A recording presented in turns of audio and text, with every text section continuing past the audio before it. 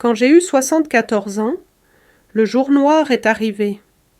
Mon fils, mon sang, ma fierté, a posé doucement sa main sur mon épaule et m'a dit à voix basse « Maman, tu serais mieux dans un établissement spécialisé. » Il appelait ça « prendre soin de moi ». Il disait que j'étais confuse, oublieuse, que j'avais besoin de surveillance. Ils ont pris mes clés, ont discrètement fait le point sur mes comptes, ont rassemblé mes documents et les ont glissés dans des mallettes à fermoir. Puis, ils ont signé quelque chose à mon chevet et ont disparu, comme si j'étais morte, 2 ans. Pas d'appel, pas de carte postale, pas un regard. J'ai vécu parmi des étrangers, entre des murs gris et des dîners identiques. J'écoutais le goutte à goutte d'une perfusion dans la chambre d'à côté. J'ai caché ma mémoire dans les replis du silence. Et puis, un jour, ils sont revenus, mais je n'attendais plus. Si cette histoire vous touche, abonnez-vous et dites-moi en commentaire depuis quelle ville ou quel pays vous m'écoutez. Je suis très curieuse de savoir d'où vous venez. Je m'appelle Grace Milton et j'avais 74 ans le jour où j'ai réalisé que quelque chose dans mon esprit avait commencé à vaciller. Ce n'était pas dramatique, pas de nom oublié, pas de clés perdues, pas d'errance confuse dans des rues inconnues. C'était plus discret que ça. Un mot qui m'échappait juste au cours d'une conversation. Un article d'épicerie que j'avais l'intention d'acheter et que j'avais complètement ignoré. Un moment où j'ai ouvert le réfrigérateur et oublié pourquoi. J'avais passé ma vie à apprendre aux gens à naviguer aux confins de l'esprit. J'ai été psychiatre pendant près de 40 ans, la plupart du temps dans un petit cabinet privé à Madison, dans le Wisconsin. J'avais vu à quoi ressemblait un véritable déclin cognitif. J'avais tenu la main de patients et de leurs familles alors qu'ils y faisaient face. Je savais ce que ce n'était pas. Je savais que ce n'était pas ça. Pourtant, je l'ai pris au sérieux. Alors, j'ai commencé à faire des listes. Pas seulement des listes de courses ou de rendez-vous. Je cataloguais tout, où je laissais mes clés, quels médicaments je prenais chaque jour, quelles conversations j'avais, même la météo. Je gardais un grand journal relié en cuir près de la table de la cuisine. Et chaque matin commençait par une entrée. 12 février, 8h15, nuageux, bien dormi. Pris un comprimé, amlodipine. Café avec de la crème. Pas de sucre. Appelez la pharmacie pour un renouvellement. Laissez les clés sur la table de l'entrée. Ce n'est pas la peur qui me poussait à le faire. C'était l'habitude. La précision avait été le travail de ma vie. La différence maintenant, c'est que le sujet d'étude était devenu moi-même. Mon fils, Paul, venait me voir la plupart des dimanches. Il vivait à quelques heures de route, à Minneapolis, avec sa femme, Erika, et leurs 2 fils adolescents. Il était toujours poli, toujours pressé. Le genre d'homme qui vivait avec une oreillette Bluetooth dans une oreille et un emploi du temps découpé en tranches de 15 minutes. Il avait un bon travail, une sorte de poste de direction dans une entreprise de technologie que je n'ai jamais vraiment comprise. Je savais seulement que ça le tenait occupé. Il apportait de la nourriture quand il venait, des plats surgelés qu'Erika avait préparés, des sacs en papier d'épicerie, parfois des pâtisseries d'une boulangerie qu'il aimait. Il semblait toujours pressé de rentrer. Il disait des choses comme « Je ne veux pas être coincé dans les embouteillages » ou « J'ai un appel dans 1 heure ». Je ne le prenais jamais personnellement. C'était juste ce qu'il était devenu. Un de ces dimanches, il a remarqué le carnet. « Qu'est-ce que c'est » a-t-il demandé en le feuilletant. Je lui ai dit que je gardais une trace des choses, que parfois j'oubliais des détails, et que cela m'aidait à rester organisé. Il a hoché la tête, mais sa bouche s'est crispée. Il a tourné quelques pages de plus, puis l'a refermée. « Tu es sûr que ça va de vivre seul ici ?» a-t-il demandé. Je lui ai dit que j'allais bien. La semaine suivante, il est Dint revenu, avec Erika. Elle a traversé la maison comme un agent immobilier, commentant les escaliers, l'éclairage, le désordre. Elle m'a posé des questions sur mes médicaments, ma routine, mon assurance. Ce n'était pas impoli, exactement, juste clinique, mesuré. Cette nuit-là, j'ai écrit dans mon journal 3 mars. Erika a posé des questions sur les tapis, a suggéré de les enlever. Paul était plus silencieux que d'habitude. Quelque chose a changé. Quelques semaines plus tard, Paul est venu seul. Nous nous sommes assis dans la cuisine en buvant du thé. Il n'a pas touché le sien. Il m'observait à la place, étudiant, évaluant. Quand il a finalement parlé, c'était avec ce ton prudent et étudié que je reconnaissais de mes séances avec des patients sur le point d'annoncer de mauvaises nouvelles. « Maman, a-t-il dit, j'ai fait quelques recherches. Il y a des endroits merveilleux maintenant. Pas des institutions, des résidences. Chaleureuses, propres, avec du soutien. Tu aurais toujours ton espace, mais aussi de l'aide, juste au cas où. » J'ai demandé s'il pensait que je ne m'en sortais pas. Il a dit que ce n'était pas ça. C'était une question d'être proactif. J'ai souri et je l'ai remercié pour son inquiétude. Après son départ, je suis restée assise à la table pendant un long moment, fixant la page de mon carnet. 1er avril. Paul a suggéré que j'envisage une vie assistée. Aucune préoccupation spécifique mentionnée. Motivation peu claire. Après cela, les choses se sont accélérées. Trop vite. Il a commencé à appeler plus souvent, demandant des nouvelles des factures, de mes visites médicales. Puis, il a demandé des mots de passe. Juste au cas où, a-t-il dit. Il a proposé de m'aider avec mes finances. J'ai refusé. Il a insisté sur le fait que c'était temporaire. Cette nuit-là, j'ai ouvert un 2e carnet. Celui-ci n'était pas pour les symptômes ou l'oubli. Il était pour les schémas. J'ai noté chaque interaction, mot pour mot, quand je pouvais m'en souvenir. Date, heure, nom. J'ai scanné des copies de chaque document financier, de chaque courrier, de chaque changement de mot de passe. J'ai stocké les fichiers dans un dossier cloud sous un nom que seul moi reconnaîtrais. J'ai tout sauvegardé 2 fois.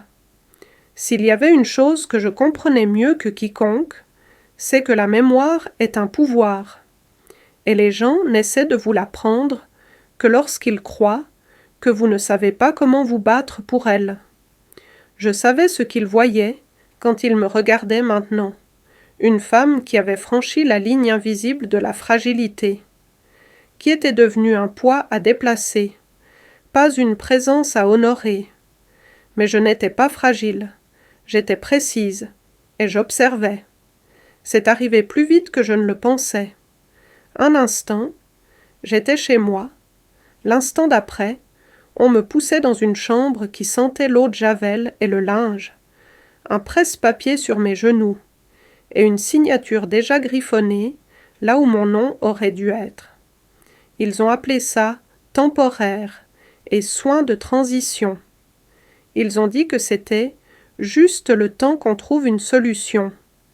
Mais je savais mieux. J'avais passé ma vie à décoder les euphémismes. L'établissement s'appelait Willow Pines, niché derrière un centre commercial à la périphérie de la ville. De l'extérieur, il ressemblait à un hôtel de charme, façade en pierre, parterre de fleurs soigneusement entretenu, une petite fontaine à l'entrée.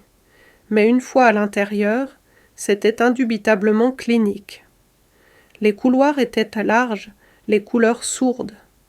Chaque surface était conçue pour être nettoyée d'un coup de chiffon. Ils m'ont donné une chambre au 2e étage, au bout d'un couloir tranquille. Elle était meublée de beige pâle et de vert tendre, le genre de couleur destinée à apaiser sans stimuler. Il y avait un lit simple avec des barrières, une armoire étroite et un fauteuil inclinable, rembourré, positionné juste à côté d'une grande fenêtre qui donnait sur une parcelle du parking et, au-delà, une rangée d'arbres aux feuilles grises. Ce n'était pas désagréable, mais ce n'était pas chez moi. Le personnel était gentil d'une manière étudiée. Il souriait avec la bouche, pas avec les yeux. Ils m'appelaient Mademoiselle Grace ou ma petite dame, et leur ton avait toujours cette inflexion douce, réservée aux très jeunes ou aux très vieux. Ils m'ont demandé si je voulais de l'aide pour m'habiller. Ils m'ont demandé si je me souvenais de la date. Ils prenaient des notes dans des classeurs, quand ils pensaient que je ne regardais pas. Je m'asseyais dans ce fauteuil près de la fenêtre chaque matin, faisant semblant de lire. Mais en réalité, j'observais. J'observais les allées et venues du personnel, la rotation des infirmières, les chariots de médicaments qui passaient avec le grincement régulier de roues usées. J'ai mémorisé l'emploi du temps. Petit déjeuner à 8 heures, thérapie de groupe à 10, déjeuner à midi, kinésithérapie à 2, dîner à 5, extinction des feux à 9. C'était un rythme conçu pour aplatir les jours en quelque chose de gérable. Mais pour moi, c'était des données. C'était quelque chose à quoi me mesurer. Chaque jour, j'enregistrais ce dont je me souvenais. Qui rendait visite? À qui? Quel patient pleurait pendant la nuit? Quelle infirmière sautait une ronde? Mes entrées de journal sont redevenues cliniques, comme elles l'étaient pendant mon internat, détachées, factuelles, intentionnelles. J'ai attendu la visite de Paul. Il n'est pas venu la première semaine, ni la 2e.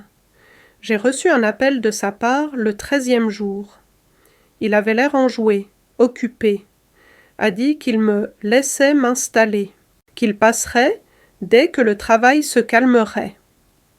J'ai posé des questions sur la maison. Il a dit qu'elle allait bien, qu'ils avaient commencé à organiser certaines choses. J'entendais Erika en arrière-plan, riant de quelque chose à la télévision. Après avoir raccroché, j'ai fermé les yeux et je suis restée assise en silence pendant un long moment.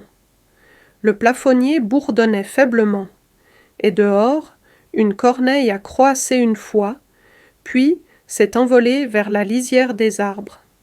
J'ai laissé le silence m'envahir, non pas comme une défaite, comme un recalibrage. Les résidents autour de moi existaient à des degrés de clarté variables. Certains erraient dans les couloirs en pantoufles, parlant à des gens qui n'étaient pas là. D'autres restaient dans leur chambre, les rideaux tirés, les yeux vides. Quelques-uns avaient encore des étincelles en eux, de la vivacité dans le ton, de l'humour dans les regards. Mais c'étaient les exceptions. La plupart s'étaient rendus à la routine. J'ai refusé. Chaque jour, je m'habillais seule. Chaque jour, j'écrivais.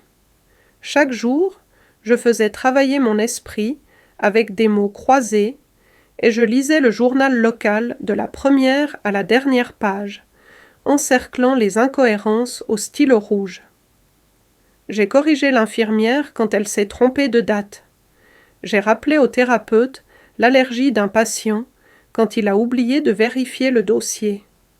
Il pensait que je m'améliorais, que les médicaments aidaient, que l'environnement me stabilisait. Il ne savait pas que je n'avais jamais décliné. Il l'avait supposé, parce que j'étais silencieuse, parce que j'étais vieille, parce que je n'avais pas protesté quand ils ont fait mes bagages, quand ils m'ont conduite ici, quand ils m'ont embrassée sur le front en disant « Ce n'est que pour un petit moment ». Mais la vérité, c'est que je les ai laissés m'amener ici. Parce que parfois, pour récupérer quelque chose, Il faut d'abord le laisser partir, juste assez longtemps pour que l'autre côté croie avoir gagné. Et donc, j'ai attendu. Chaque jour, je m'asseyais dans ce fauteuil près de la fenêtre et je les laissais croire à leur version des événements. J'écoutais, je me souvenais et je planifiais. C'était un mardi après-midi quand j'ai finalement décidé de demander les documents. La lumière à l'extérieur était vive et directe, projetant des ombres angulaires sur le sol de ma chambre. J'avais passé la matinée comme d'habitude, dans mon fauteuil, près de la fenêtre, tricotant une écharpe dont je n'avais pas besoin, faisant semblant de ne pas remarquer la façon dont le personnel passait avec des regards compatissants. Mais ce jour-là, j'ai senti quelque chose de différent s'agiter en moi. Une sorte de chaleur derrière les côtes. Ce n'était pas de la colère, c'était de la préparation. J'ai attendu après le déjeuner, quand les couloirs étaient beau calmes, et que la plupart des résidents s'étaient tout retirés dans leur chambre pour se reposer. Les infirmières profitaient de cette accalmie pour rattraper leur retard sur les dossiers. J'ai sorti mon déambulateur de la chambre et je me suis dirigé lentement vers le poste des infirmières. Chacun de mes mouvements était mesuré. J'avais appris à me déplacer juste assez lentement pour être sous-estimé, mais juste assez avec assurance pour qu'on me laisse tranquille. Quand je suis arrivée au bureau, l'infirmière Stéphanie a levé les yeux. Elle était jeune, peut-être 25 ans, avec un chignon trop serré et des yeux qui cherchaient toujours quelque chose de brisé sur votre visage. Je lui ai dit que je voulais consulter mon dossier. Elle a cligné des yeux, a hésité, puis s'est reprise. Elle a dit qu'elle devrait demander à sa superviseure. Je lui ai dit que j'attendrais, et je l'ai fait. Je suis restée là pendant 13 minutes complètes, pendant qu'elle passait 2 appels et fouillait dans 3 tiroirs. Finalement, elle est revenue avec un grand dossier beige, du genre que je connaissais trop bien de mes propres jours en médecine. Elle l'a posé devant moi, comme s'il pouvait mordre. Je l'ai ramené dans ma chambre, comme s'il était en verre. Une fois à l'intérieur, j'ai verrouillé la porte. Je l'ai ouvert lentement, page par page. En haut, en marqueur noir, mon nom, Milton, Grace E. Date de naissance, adresse, date d'admission. Les premières pages étaient tout routinières. Note de l'infirmière d'admission. Préférences alimentaires. Liste de médicaments. Allergies. Coordonnées d'urgence. J'ai tourné les pages avec une concentration croissante. Puis, j'ai trouvé le document. Procuration. La page était datée de 3 mois plus tôt. Elle désignait Paul comme mon représentant légal. Décision de santé. Accès financier. Gestion immobilière. Ma signature était en bas, mais je ne l'avais pas signée. J'ai étudié l'écriture. C'était une imitation presque parfaite. Quelqu'un s'était entraîné. Quelqu'un qui savait comment je bouclais mes M et appuyait trop fort sur les traits descendants. Mais je connaissais mon propre stylo. Je connaissais la pression de ma main. Je connaissais le léger tremblement de mon poignet quand j'étais fatiguée. Cette signature était trop lisse, trop nette. Il y avait d'autres documents. Autorisation bancaire, lettre d'un avocat que je ne me souvenais pas avoir rencontré. Formulaire de consentement pour le placement en établissement. Chacun portait la même signature. Chacun plaçait fermement le contrôle entre les mains de Paul. J'ai refermé le dossier et je l'ai posé sur mes genoux. Je suis restée très immobile. Je n'ai pas pleuré. Je n'ai pas tremblé. Ce que j'ai ressenti était au-delà de ces choses. C'était une clarté froide, comme sortir un matin d'hiver et laisser l'air geler l'intérieur de votre poitrine. Je lui avais fait confiance. C'est cette partie qui faisait plus mal que la tromperie elle-même. Je l'avais laissé entrer dans les endroits doux et vulnérables de ma vie. Je lui avais permis de devenir le gardien de mon héritage, de mes choix, de ma maison. Et il avait utilisé cet accès comme un scalpel, net, délibéré, coupant ce dont il ne voulait plus s'occuper. Je suis restée dans ce fauteuil jusqu'à ce que la lumière se déplace dans la pièce, jusqu'à ce que le dossier sur mes genoux me semble lourd de tout ce qu'il contenait. Puis je me suis levée. J'ai sorti mon propre carnet du tiroir, mon journal, mon registre, ma bouée de sauvetage. J'ai commencé à copier chaque détail. Date, nom, témoin. J'ai photographié chaque page avec la petite tablette que l'établissement permettait aux résidents d'utiliser pour les emails et les appels vidéo. J'ai tout téléchargé sur un compte cloud privé que j'avais créé il y a des semaines, un dont il ne connaissait pas l'existence. Ce soir-là, j'ai sauté le dîner. J'ai attendu que les couloirs soient de nouveau calmes et je suis retournée au poste des infirmières. L'infirmière Stéphanie était partie. Le quart de soir avait commencé. L'infirmier Ellis était de service, un homme au visage bienveillant, d'une 40aine d'années, qui ne précipitait jamais ses mots et traitait chaque patient comme s'il avait encore toute son histoire intacte. Je lui ai dit que je voulais parler à l'assistante sociale de l'établissement. J'ai demandé un entretien privé. Il n'a pas demandé pourquoi. Il l'a simplement noté et a dit qu'il s'en occuperait. Je suis retournée dans ma chambre et j'ai regardé par la fenêtre, observant les dernières lueurs du jour disparaître derrière les arbres. Le fauteuil sous moi me semblait différent cette nuit-là. Moins comme un perchoir pour attendre, plus comme un poste de commandement. J'avais les documents maintenant. J'avais la preuve. Mais plus important encore, j'avais quelque chose que Paul avait supposé que j'avais perdu. J'avais le temps, et j'allais utiliser chaque seconde. Le jour où j'ai quitté Willow Pines était banal pour la plupart des gens. Il n'y a pas eu d'adieu, pas de fête de départ, pas de personnel en larmes s'accrochant à ma main. C'était juste un mardi, nuageux, humide et frais. Le ciel était bas sur le parking, comme une couverture de laine qui n'avait pas été secouée depuis des années. Je portais le même manteau gris que celui avec lequel j'étais arrivée près de 4 mois plus tôt. Il ne me semblait plus être un linceul. Il me semblait être une armure. Mon sac était soigneusement fait, assez léger pour que je puisse le porter, mais assez plein pour me rappeler que je ne partais pas les mains vides. À l'intérieur se trouvaient des photocopies de chaque document falsifié, des notes juridiques de mes réunions avec l'assistante sociale et le médiateur, ma propre chronologie méticuleuse des événements, et une lettre de Judith, ma nouvelle avocate. Elle était venue me voir 3 semaines plus tôt, ses talons claquant avec assurance sur le carrelage alors qu'elle traversait les couloirs de l'établissement comme si c'était une salle d'audience. Elle n'a pas eu besoin d'une longue explication.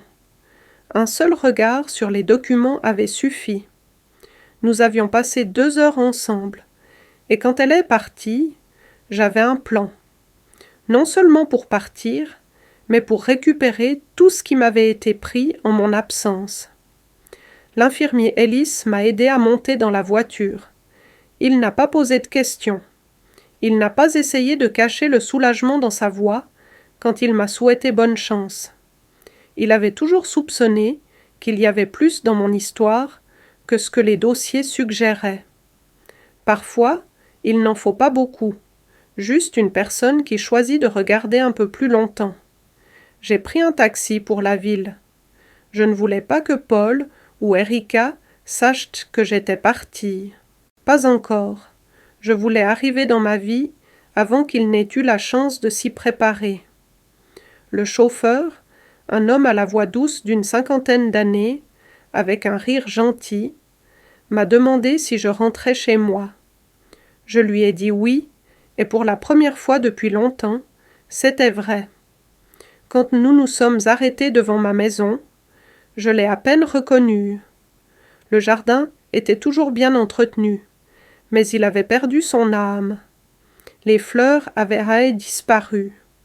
Les volets étaient peints d'un gris stérile. Les meubles de la terrasse étaient différents, plus élégants, plus chers, moins habités. On aurait dit une maison en attente d'être revendue. J'ai déverrouillé la porte d'entrée avec la clé de rechange que Judith m'avait aidé à récupérer par l'intermédiaire de la banque et des registres fonciers. La serrure a tourné avec un déclic familier. La maison m'a accueilli dans un silence froid. Pas d'odeur de café, pas de bourdonnement de la radio, juste un air qui n'avait pas été respiré par sa propriétaire légitime depuis trop longtemps. À l'intérieur, tout était en place, et rien de tout cela n'était à moi. Mon fauteuil préféré avait été remplacé. Les photos de famille avaient été enlevées, échangées contre des impressions abstraites. Les étagères de la cuisine étaient remplies de produits de la marque Sans cruauté d'Erika. La machine à café était neuve. Les tasses étaient étiquetées, lui et elle. Il était clair qu'il n'avait pas seulement emprunté la maison. Il s'était installé. Mais le titre de propriété portait toujours mon nom. Les comptes étaient en cours d'examen. Et à chaque signature falsifiée que nous avions découverte, Judith avait empilé un mur de puissance de feu juridique qu'il ne verrait pas venir. J'ai traversé la maison pièce par pièce, la reconquérant sans faire de bruit. J'ai ouvert les fenêtres, j'ai laissé entrer l'air frais. J'ai sorti ma couverture du placard, celle qu'Erika avait essayé de donner. J'ai trouvé la bouilloire, toujours là derrière l'extracteur de jus qu'elle n'avait jamais utilisé. Ce soir-là, j'ai préparé le dîner pour moi-même. Rien d'élaboré, juste une soupe de lentilles et du pain grillé beurré. Je me suis assise à la table de la cuisine et j'ai mangé pendant que le soleil de fin d'après-midi filtrait par les fenêtres, éclairant le sol de rectangles dorés. À 18h42, mon téléphone a sonné. C'était Paul. Je l'ai laissé sonner 1, 2, 3 fois avant de répondre. Il a demandé comment j'allais.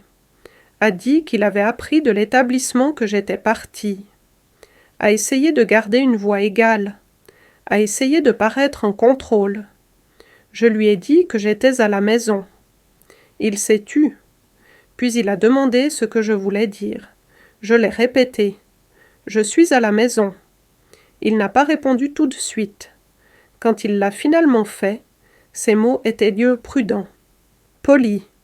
Il a dit que lui et Erika prévoyaient de passer la semaine prochaine de toute façon, qu'ils avaient même quelque chose à discuter. Il m'a demandé si je serais disponible. Je lui ai dit que je devrais vérifier mon emploi du temps. Puis, j'ai raccroché. Je suis restée assise en silence après l'appel, tenant la céramique chaude de ma tasse de thé. Les murs autour de moi semblaient respirer à nouveau, s'étendant lentement, comme s'ils me reconnaissaient après une longue absence. Je n'avais pas haussé la voix, je n'avais pas donné de coups de pied et crié. Je n'avais même pas frappé à la porte, j'étais simplement revenue. Et parfois, c'est le son le plus fort qu'une personne puisse faire. Le jour où ils sont revenus était lumineux et étrangement chaud pour la fin avril. Le genre de chaleur qui laissait présager l'été, mais qui portait encore le souffle frais du printemps dans les ombres. J'avais passé la matinée dans le jardin, les mains enfouies dans la terre, replantant la lavande qu'Erika avait déterrée l'année dernière. Mes genoux me faisaient mal d'être à genoux, et mes mains étaient striées de terre. Mais je me sentais plus vivante que je ne l'avais été depuis des mois. Peut-être des années. J'étais sur la terrasse arrière, sirotant un verre de limonade, quand j'ai entendu le crissement des pneus sur le gravier. Pas un camion de livraison, pas les voisins. Je connaissais ce son. Il était trop lent, trop délibéré. La voiture de Paul. Je me suis levée, je me suis dirigée calmement vers l'avant de la maison et j'ai attendu. La sonnette a retenti une fois et je l'ai laissée flotter dans l'air quelques secondes. Juste assez longtemps. Puis j'ai ouvert la porte. Ils étaient là. Paul, dans un blazer trop formel pour une visite décontractée. Erika, dans un chemisier pastel, tenant un sac cadeau réutilisable avec du papier de soie qui en dépassait comme un rideau de théâtre mal mis en scène. Ils ont souri, large, répété, fragile, comme des vendeurs frappant à la porte d'un inconnu. Ils ont tous les deux dit mon nom, comme si c'était une question. Je n'ai pas répondu. Erika s'est avancée, offrant le sac. Elle a dit que c'était juste un petit quelque chose, un cadeau de bienvenue à la maison. Lotion parfumée à la lavande, biscuits gourmands, un livre sur le vieillissement en beauté. J'ai pris le sac et je l'ai posé doucement sur la table près de la porte, sans regarder à l'intérieur. Ils ont regardé autour d'eux dans l'entrée, balayant la maison du regard, comme des touristes qui seraient revenus dans un endroit familier pour découvrir que les meubles avaient été déplacés. Paul s'est éclairci la gorge. Il a demandé comment je me sentais, a dit que j'avais l'air bien. Il a montré la cuisine et a demandé si nous pouvions parler. J'ai hoché la tête une fois et je me suis écartée. Ils m'ont suivi, s'asseyant avec raideur à la table, pendant que je me déplaçais avec une précision tranquille, mettant la bouilloire en marche, choisissant des tasses à thé, prenant une assiette pour les biscuits qu'ils avaient apportés. Tout le rituel était douloureusement domestique, absurde dans sa civilité. Quand je me suis finalement assise en face d'eux, Paul s'est penché en avant et a commencé son discours. Il a dit que lui et Erika avaient beaucoup réfléchi à l'avenir, aux transitions, à l'importance d'assurer le confort et la stabilité dans les années à venir. Il a dit qu'ils voulaient revoir le plan de succession, non pas parce qu'ils étaient inquiets, mais parce que les choses avaient changé, parce que la vie est imprévisible. Il a utilisé tout le langage que j'avais entendu 1000 fois dans ma profession. Manipulation douce, présentée comme de l'inquiétude. Le langage des soignants qui avaient encore depuis longtemps cessé de soigner. J'ai écouté, je n'ai pas scié. Puis j'ai posé la question que j'avais répétée 100 fois. Qui êtes-vous ? Leurs visages ont changé instantanément. Confusion, incrédulité, panique. Paul a souri maladroitement et a répété son nom. J'ai incliné la tête, comme si je l'entendais pour la première fois. Erika a dit qu'ils étaient là pour m'aider, qu'ils étaient eux de la famille, qu'ils m'aimaient. Je les regardais en clignant lentement des yeux. Puis, j'ai demandé à nouveau. « Qui êtes-vous » Le silence qui a suivi s'est étiré, fin et tendu. La voix de Paul s'est brisée alors qu'il disait « Maman, ne fais pas ça ». J'ai souri faiblement, de la manière que j'utilisais avec les patients qui essayaient de contrôler le récit. « Je suis désolée, ai-je dit lentement, avec précaution. Je ne vous reconnais pas. » Il m'a regardé alors. Vraiment regardé. Ses yeux ont balayé mon visage, mes mains, ma posture. Et j'ai vu le moment où il a compris. Non pas que j'avais perdu quelque chose, mais que je ne l'avais pas perdu, que je savais exactement qui il était, et que j'avais choisi de ne pas le connaître. Erika s'est levée la première. Ses lèvres étaient si serrées qu'elles étaient devenues blanches.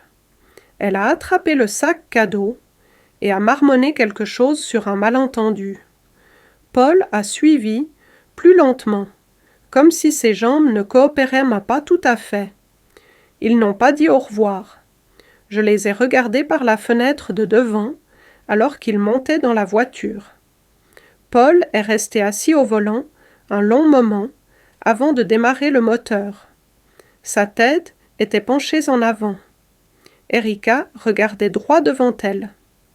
Quand ils sont finalement partis, j'ai fermé le rideau et je suis retournée à la cuisine. Le thé avait refroidi. Je l'ai vidé, j'en ai préparé une nouvelle théière et je l'ai emportée sur la terrasse arrière. Le soleil était encore chaud, l'air épais de l'odeur de la terre retournée et du doux bruissement du vent dans les arbres. J'ai siroté lentement et j'ai écouté le silence. Pas un silence vide, mais celui qui suit une tempête, celui qui vous dit que c'est fini. Les lettres sont arrivées les premières, dactylographiées, formelles, livrées dans des enveloppes épaisses de couleur crème qui portaient à l'odeur âcre de l'eau de Cologne et de l'encre juridique. La première venait de Paul, ou plutôt de son avocat. Elle utilisait des mots comme inquiétude et clarification, et laissait entendre qu'il y avait peut-être eu confusion concernant certains dépôts légaux. Elle disait qu'ils étaient ouverts au dialogue, à la révision des arrangements, et espérait éviter une escalade. J'ai placé la lettre dans un tiroir avec les autres que j'avais commencé à collectionner. La suivante est arrivée 2 jours plus tard. Celle-ci d'un avocat différent, un que je ne connaissais pas. Elle faisait référence à mon état d'esprit, remettait en question ma capacité, et laissait entendre qu'il y avait des individus dans sa vie qui pourraient influencer ses décisions. C'était enrobé de politesse juridique, mais suintait la condescendance à chaque ligne, comme si le simple fait de mon âge invalidait mon autonomie, comme si avoir été silencieuse une fois signifiait que j'étais sans voix pour toujours. Je n'ai répondu à aucune des 2 lettres. Je les ai plutôt transmises à Judith. Elle les a lues, a fait quelques annotations à l'encre rouge et a dit qu'elle ferait d'excellents ajouts au dossier. Elle a souri en le disant. Un sourire serré et entendu. Le genre qui dit « Ils ont fait leur mouvement trop tôt ». Puis sont venus les appels, numéros bloqués, messages vocaux laissés à voix basse. Parfois c'était Paul, parfois Erika. Quelques-uns venaient de noms que je ne reconnaissais pas, des amis à eux, des collègues, des parents éloignés dont je n'avais pas entendu parler depuis des années. Tous portaient le même scénario. Inquiétude pour mon bien-être, surprise de mon comportement récent, espoir que je reconsidérerais certaines actions. Chaque message suivait le même schéma, la sympathie superposée à la manipulation. Il parlait comme si j'avais dérivé, comme si je m'étais éloigné de la raison, comme si mon silence n'était pas un choix, mais un symptôme. Mais je connaissais la vérité. Ils ne me contactaient même pas, parce qu'ils avaient sans peur que je sois malade. Ils me contactaient parce qu'ils avaient réalisé que je n'étais plus sous contrôle. Un après-midi, 2 femmes se sont présentées à ma porte, des étrangères, milieu de la trentaine, blazer et presse-papier. Elles ont dit qu'elles venaient des services de protection des adultes, qu'un rapport avait été déposé concernant un possible déclin cognitif, qu'elles étaient là pour s'assurer que j'étais en sécurité dans mon environnement. Je les ai invitées à entrer avec un sourire. Je leur ai fait du thé. J'ai répondu à leurs questions calmement, directement, sans hésitation. J'ai énuméré la date, l'heure, les 4 derniers présidents et le nom de chaque médicament que j'avais jamais pris.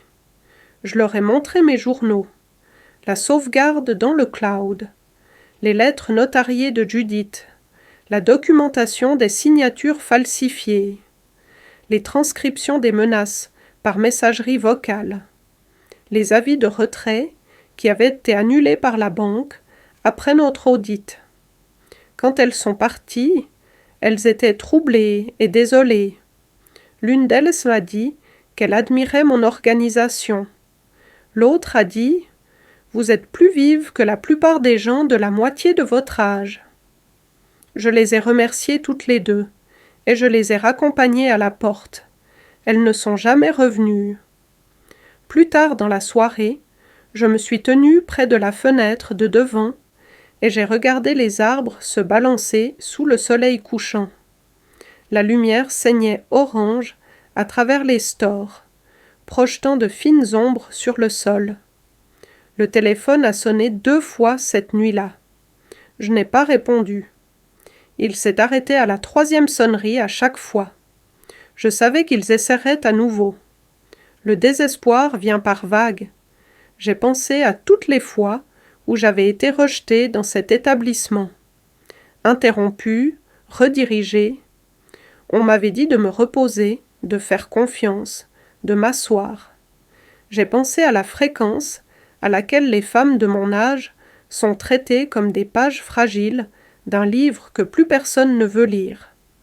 Et j'ai pensé à la façon dont j'avais joué le jeu de cette croyance, intentionnellement.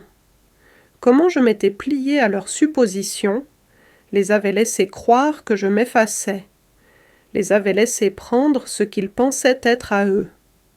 Parce que quand les gens vous voient comme faible, ils arrêtent de regarder de près. Ils arrêtent de se préparer au moment où vous vous levez. J'ai écrit une autre lettre cette nuit-là, assise à ma table. Pas à eux, à moi-même. Une sorte de registre, une réaffirmation. Je l'ai signée en bas et je l'ai scellée dans une enveloppe. Grace Milton, 3 mai. Pas confuse, pas oublieuse, pas partie, présente, observant, se souvenant, et je continuerai à me souvenir, même s'ils souhaitaient que non, même si cela les dérangeait, parce que quand ils venaient à ma porte maintenant, ils n'étaient non pas de la famille, ils étaient des étrangers, et je n'avais plus peur d'eux. Le dénouement n'a pas commencé par une confrontation, mais par le silence, pas le mien, celui de Paul. Pendant des semaines, sa voix avait inondé ma messagerie vocale. Ses emails avaient encombré ma boîte de réception. Ses avocats m'avaient tourné autour comme des papillons de nuit, autour d'une flamme qu'ils ne comprenaient jamais. Mais ensuite, tout d'un coup, ça s'est arrêté. Pas de message, pas de lettres, pas de visite soudaine, ni d'appel de numéro inconnu. Au début, j'ai supposé que c'était stratégique. Une pause, un regroupement, l'œil du cyclone. Mais ensuite, Judith a appelé. Sa voix était calme, mais je pouvais entendre la satisfaction qui transparaissait dans chaque mot. Elle avait reçu une lettre de l'avocat de Paul, un avis officiel retirant toutes les enquêtes en cours sur ma compétence. Pas d'explication, pas d'excuse, juste une retraite déguisée en résolution. Elle a dit que c'était la reddition la plus nette qu'elle ait vue depuis des années. J'ai raccroché et j'ai laissé l'immobilité de la maison répondre pour moi. Le même jour, je suis allée à la boîte aux lettres et j'ai trouvé une enveloppe adressée de la main de Paul. Elle était épaisse, lourde de choses qu'il n'avait pas dites à voix haute. Je ne l'ai pas ouverte, je n'en avais pas besoin. Je l'ai placée dans un tiroir à côté des documents falsifiés, du testament révisé et de la liste que j'avais autrefois tenue de chaque trahison, de chaque silence, de chaque moment où il m'avait laissé derrière. Qu'il vive avec le poids de ses propres mots. Les jours ont passé. Le quartier s'est épanoui à la fin du printemps, tout vert et rouge de chaleur. L'érable dans le jardin a rempli sa canopée, projetant de larges flaques d'ombre sur l'herbe où j'aimais m'asseoir l'après-midi. La brise portait l'odeur des lilas du buisson que j'avais planté il y a des années, celui qu'Erika avait failli abattre pour faire de la place pour ses meubles de terrasse. La vie que j'avais reconquise est redevenue routinière, mais pas banale.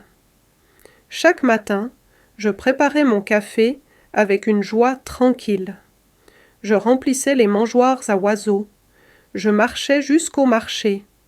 Je saluais les voisins qui se souvenaient encore de qui j'étais et qui n'avaient pas une seule fois remis en question mon esprit. J'ai rejoint un club de lecture.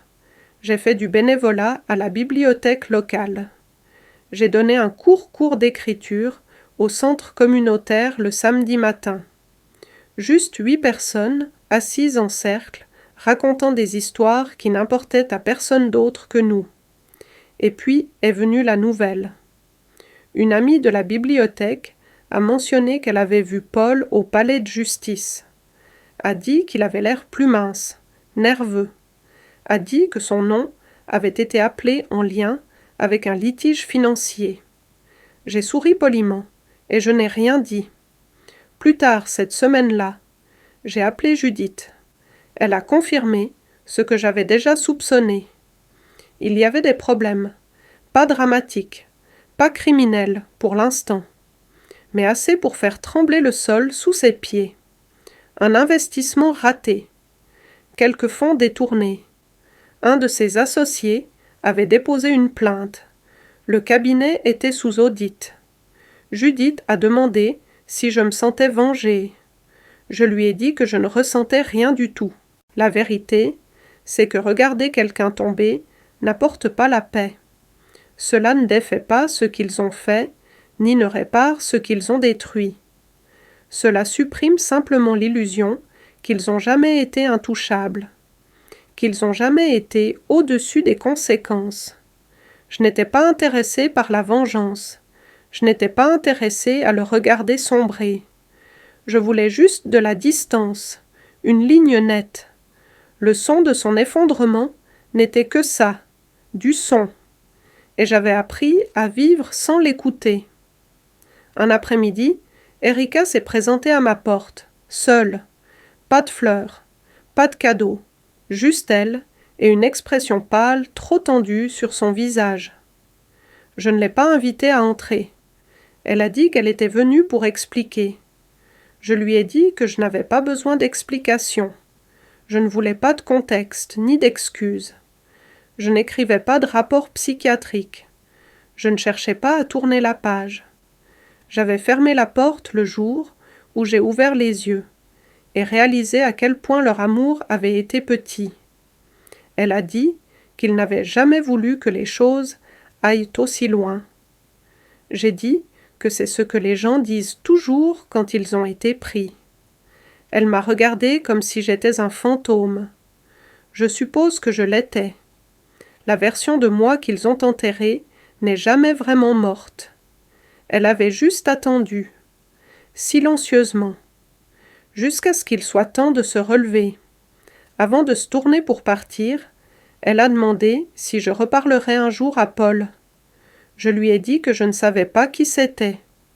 Elle n'a pas pleuré. Elle n'a pas discuté. Elle a juste hoché la tête et a descendu les marches du perron, ses épaules affaissées sous le poids de quelque chose qu'elle n'avait jamais pris la peine de porter auparavant.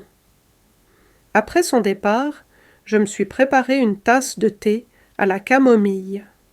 Je me suis assise dans la véranda et j'ai regardé la lumière se déplacer sur le tapis. Le silence était plein, pas vide. Un silence mérité, pas imposé.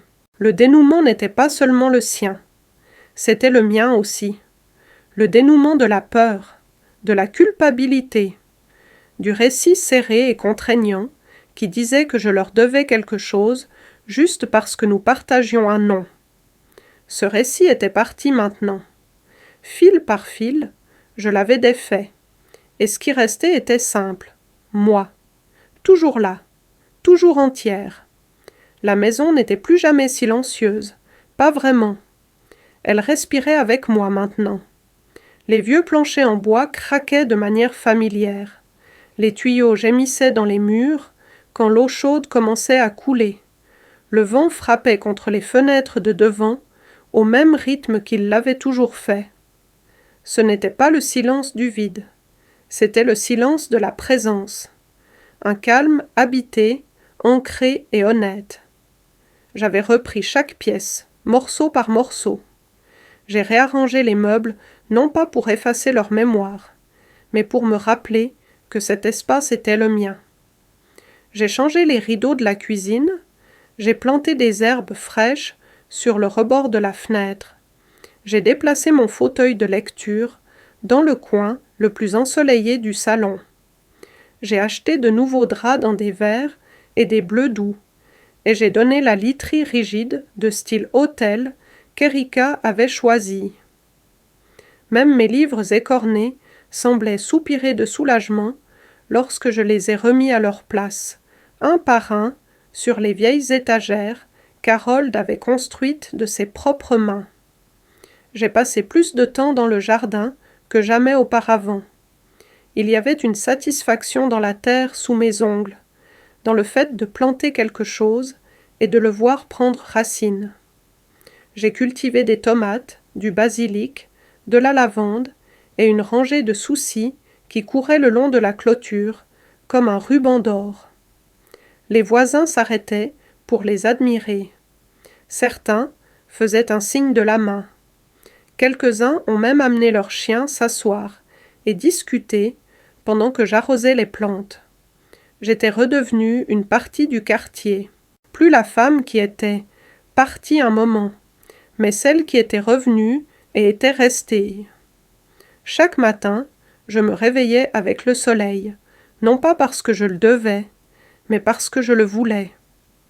Les rituels que je gardais étaient petits, mais significatifs.